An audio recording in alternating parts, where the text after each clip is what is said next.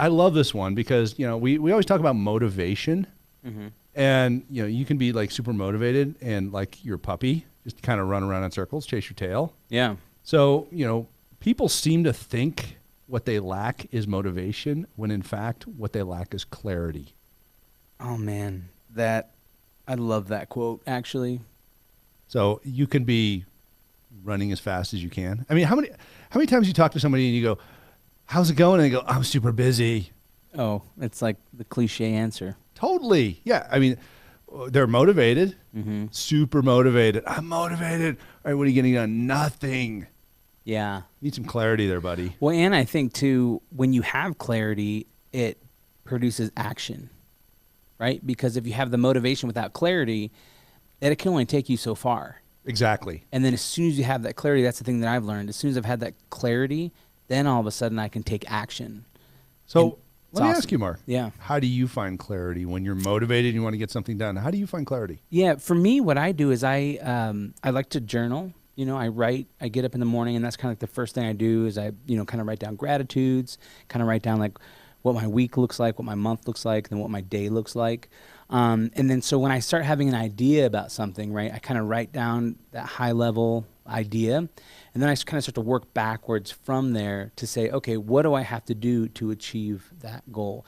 And so that kind of gives me that clarity of the steps I need to take and the actions that, have to take place for me to achieve that goal. And then, sometimes, I just get counsel from people. I'll text you or something like that, or, call somebody up that I trust and say, hey, like, I got this idea. What do you think about it?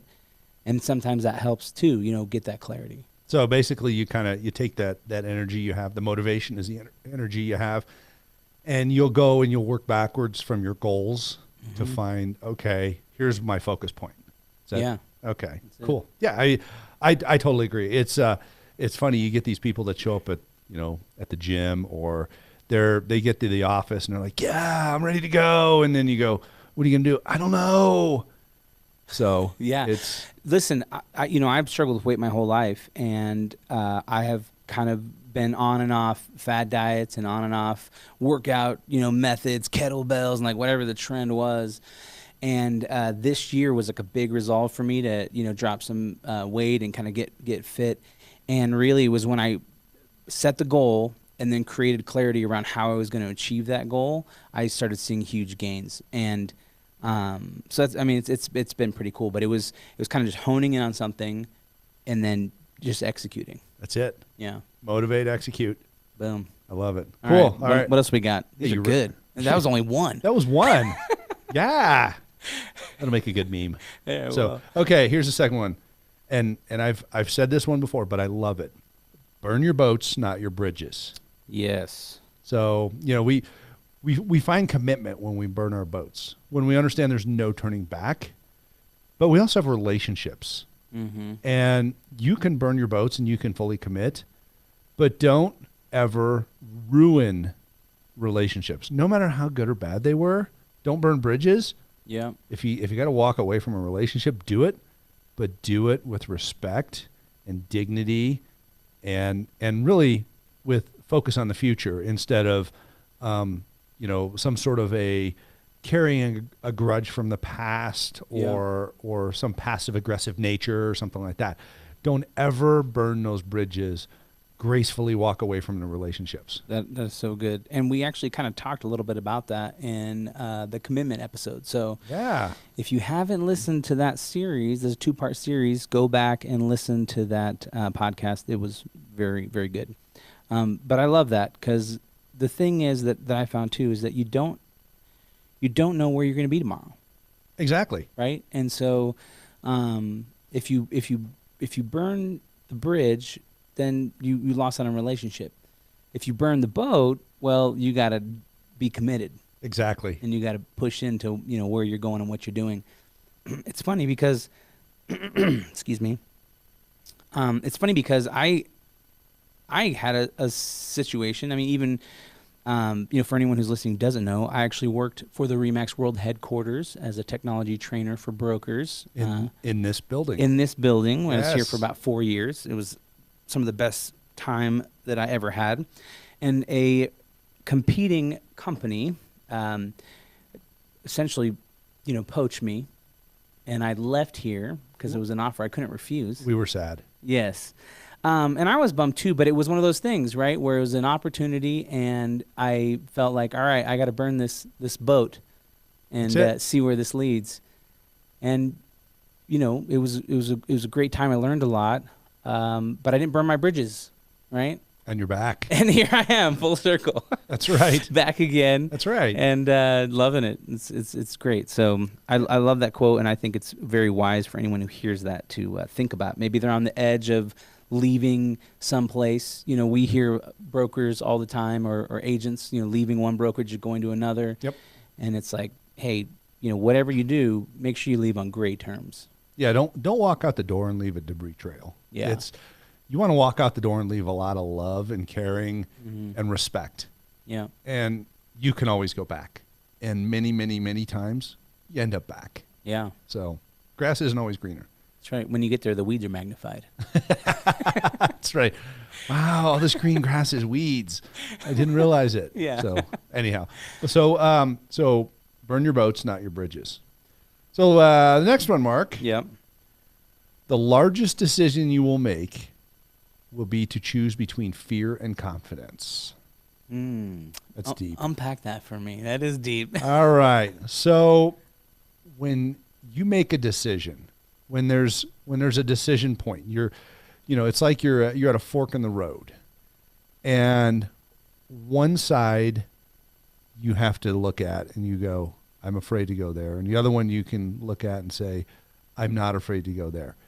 That's a tough decision. And sometimes you have to pick one or the other. I mean, generally you do. Usually the one with confidence is you've been there before. The one with fear you have not. You may choose either way, but you have to choose.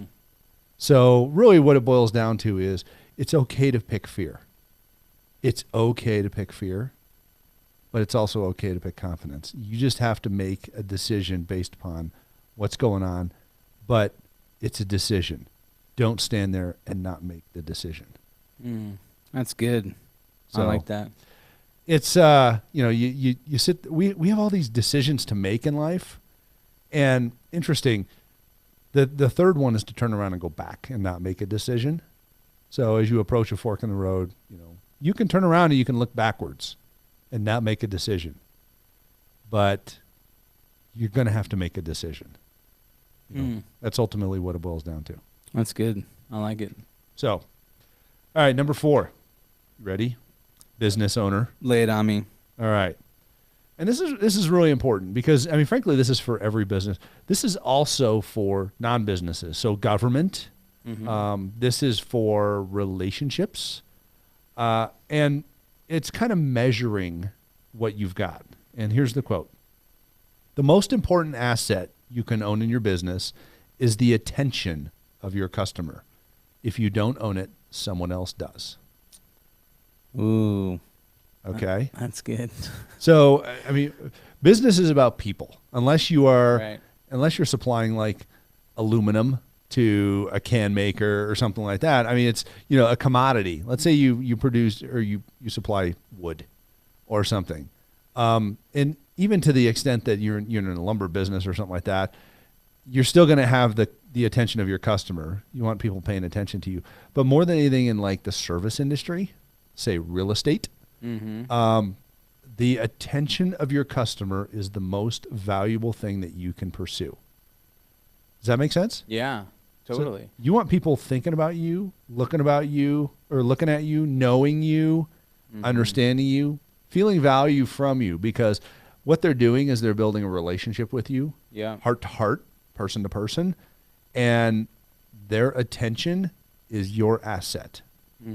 When people buy businesses, they buy customer bases, and that's what we're talking about here. Right. Yeah. I mean, I'm a huge fan of content marketing. It's probably one of my favorite ways to market because you're able to create value to people without being super salesy, right? Where you can write an article, you can make an educational video, you can just share good content that you find, And what that does is keep you top of mind and keeps you creating value into other people's lives. And then at the moment that they need your services, at the moment that they are in need of whatever you're offering, you can come to mind, because you've kept their attention. And we talk about that all the time, making videos and being on social media and making podcasts, right? Exactly. Keeping the attention of your audience. Your audience is your customer base. And the more you can grow your audience, the more you can connect with them through that attention, through that delivery. You mentioned it, the content marketing, that's delivery of value. Mm-hmm. And you maintain that asset. So, it's kind of hard to say people are an asset, but ultimately that relationship is the asset for the business. Yeah. Yeah. So it's great. Love it. All right. The next one. The quietly successful laugh behind the backs of the critics. The quietly successful laugh behind the backs of the critics. So think about this. Yeah. Critics, noisy. Okay? The critics are noisy. People that generally appreciate a business or a person don't typically end up making a lot of noise about it. Usually, when you're thankful, you don't say anything. Unfortunately, that's kind of the world that we've come to is the people that appreciate the success of a service, an organization, something that's been done for them. A lot of times they'll give you hey, thanks. But generally they're not nearly as loud as the critics. Critics are super, super loud. And the quietly successful are sitting back going, okay, these guys are making all this noise. I'm going to sit here and I'm going to have a great relationship with my customers and I'm going to make some things happen. Does that make sense? Yeah, totally. That's awesome. So be quietly successful, but again, back to the last one, deliver that value and build that asset. So this next one, number 6, you've heard this, and this is a differentiator in business. It really is. Think about everything that you do from getting in the elevator to going to the grocery store to gas station to going to the gym to whatever it might be. But here it is. Number 6, do common things uncommonly well. Do common things uncommonly well. Yes. Ooh, so that's good. Yeah, it boils down to, why is there somebody standing at the door at businesses greeting you? Mm-hmm. It's a common thing. But if they get you to smile, they get you to feel good, that makes a difference. Do them uncommonly well. Well, and the thing that I found throughout my life and career is, because I try to take that one to heart, and man, when you're doing something, even if it's as simple as cleaning a bathroom, right, doing it the best that you can do that.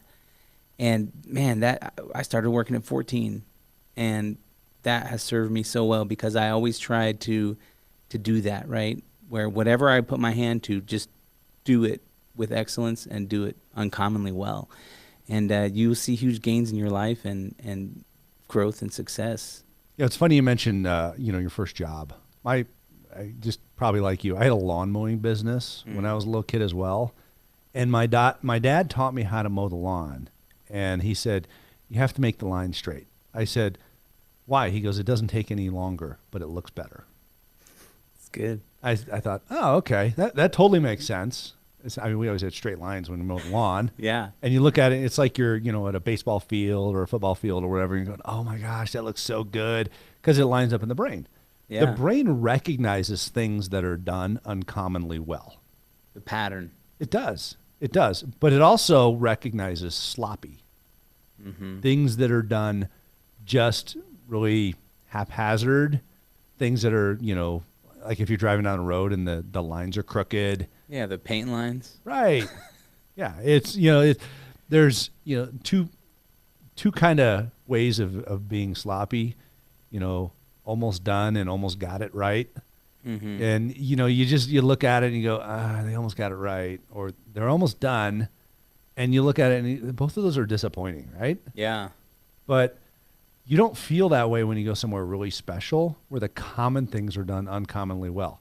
You can check in to a really, really rundown motel and you can check into the Ritz-Carlton.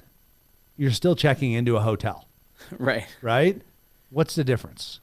They're doing the common things uncommonly well at the Ritz-Carlton. That's so true. It's the same as holding a door for somebody. It's the same as greeting them and smiling. It's the same as like when I went and I worked out at one gym on the road, and they brought these little Dixie cups full of like coconut water at the end, and they said thank you to everybody in the class. And I worked out another one, and they're like, all right, see ya. And you're going, where's my Dixie cup full of coconut water? Right. And I mean, it really didn't take them anything extra to do that, but I'm like, I want to go back there. Yeah. That's one of the reasons why I signed up with Lifetime Fitness. They do it right, you know? Yeah, it's funny. You could benchmark businesses everywhere and go, common things uncommonly well, common things not so uncommonly well. Yeah, I mean, with the gym thing, right? It's like, all right, how much does 24-hour fitness's dumbbells weigh? Well, 30 pounds. Yeah, the same as the other one. But you know what? I think I've seen Lifetime, clean out their showers 10 times more. Exactly. Yeah. I mean, it's you just gotta look for those things, and people appreciate those things, even though they won't say. Yeah. So, all right. What's next? All right. Number seven. I love this one because this is a start with a win here. The level of your success will be in direct proportion to the level of discomfort you are willing to tolerate. That is solid. That is one of those somebody can't do the push-ups for you type statements, right? Yeah, totally. So you got to be willing to be uncomfortable in order to reach the maximum level of success possible. It's the same as, when you talk about exercise, we talk about it a lot because it's something we can all picture. And it's not the first few exercises that make you grow, it's the last few. Yeah. And those are the ones that are uncomfortable. I mean, the first few, you're like, oh, okay, I got this. Well, yeah, and I think that's, it's the same thing when learning a new skill, right? Once again, to go back to you've been talking about, especially doing video, right? Right. It's uncomfortable to learn a new skill, right? Okay, I have to think about what I'm going to do and add a new routine to what I'm doing. It's uncomfortable, and but when you push yourself right out of your comfort zone, and when you take that chance, that's when you see huge gains. That's it. Yeah, you're absolutely right. And you're looking for those huge gains. That's right. So, all right. So that was the level of your success will be in direct proportion to the level of discomfort you are willing to tolerate. This is a great episode, by the way. This is like 10. I hope if you're listening to this, you are just super jazzed right now, and this is because I know I am. Yeah, this is like 10 chapters of a book here. So here's number 8. At the end of your day, or at the end of the day, your priorities should reflect the time that you spent during the day. Say that one more time. At the end of the day, your priorities should reflect the time that you spent during the day. So what does that mean? Okay, let's say you have some goals. Okay. All right? At the end of the day, can you look back and compare your day to those goals? Did you do something in alignment with those goals? Yeah. If you look back and you didn't do something in alignment with those goals, let's say you're a real estate agent, okay? That's the business we're in here. Yeah.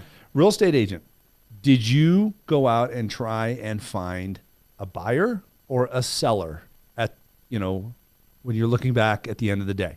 If you didn't, you're not reflective of the priorities in your business. Right. Your day, I went to the dry cleaners, I went to the car wash, I talked to my buddies at Starbucks, and I did these other things, and I got on Facebook, and you're like, did you get a buyer or a seller? No. Right. Okay, there you go. Why not? That was a waste of a day. Yeah. And it's, it's okay to take a day off every now and then, but designate it as a day off. Right. Don't call it a work day if it's not. Yeah. Right? It's like if you're a delivery driver and you just kind of drove around and you didn't drop anything off. You didn't deliver. And you get back and you go, oh, wait a second. Yeah. Priorities, deliver things. Deliver things. Well, I think that's something that as a real estate agent, right? I have several friends who are real estate agents, and they say that is one of the biggest, the blessing and the curse of their job, right? Is that they're their own boss. And so if they're not prioritizing, setting goals, and checking those things off, that it can they could lose a whole day.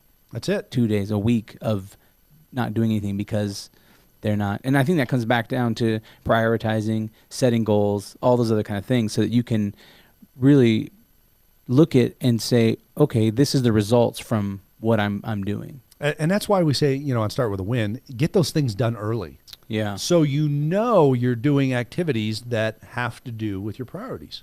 Yeah. I mean, get them out there. So that's good. That's one of my favorites. At the end of the day, your priorities should reflect the time that you spent during the day. So here's number 9. You really only have 3 things to choose from in life. Ready for this, Mark? 3 things to choose from in life. That's it. I'm excited. Okay. Give up, give in, or give it everything you've got. Oh. So you can pick 3 things, one of 3 things. Give up, Man. give in, or give it everything you've got. That really puts you in a corner. It does. It's like, you're kind of uncomfortable right now. What am I going to do? That's it. I have these 3 options. Right. When you think about it that way, you go, all right. Okay, I am going to give it everything I've got.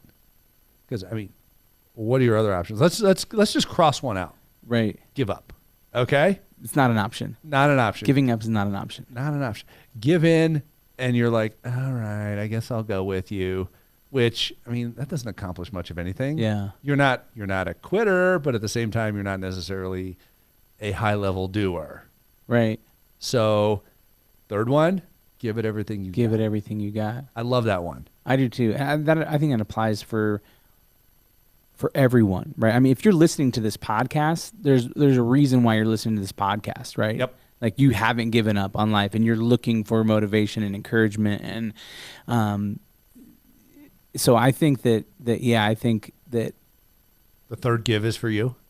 Give it everything you got. Give it everything you got. That's right. All right. Yeah. Let's give it everything we got and go on to 10. Oh, man. All right. You ready? Yeah. So this one's deep. The noise you almost always hear in life and business is the scream of the urgent drowning out the whisper of the important. Deep. That is deep. So let's compare these 2 things. We have the Okay. scream of the urgent. Okay. Oh my gosh, I forgot to do my homework. The dog pooped in the living room. Whatever it is. Right. That's the urgent. The important, you need to sit down and call some customers. You need to grow your business. You need to go spend some time with existing customers. So the whisper is always those things that make the biggest difference. That's the important. That's the stuff that matters. The urgent are the things that get in the way. Does that make sense? Yeah. So what do we do about that? So remember earlier podcast, if you try to make everybody happy, you'll never get your ass to market. Yeah. Okay. There it is. That's it. Yeah. That's it, my friend.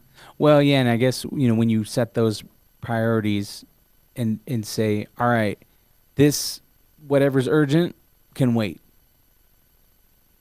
Right? That's it. Whatever's urgent can wait.